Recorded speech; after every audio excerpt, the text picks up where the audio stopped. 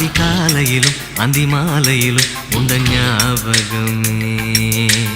அம்மம்மா முதல் பார்வையிலே சொன்ன வார்த்தையெல்லாம் ஒரு காவியமே. சின்ன சின்ன ஊடல்களும் சின்ன சின்ன மோதல்களும் மின்னல் போல வந்து வந்து போகும்.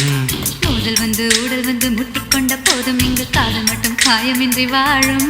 இது மாதங்கள் நாட்கள் செல்ல நிறம் மாறிடும் பூக்கள் அல்ல. மீனம்மா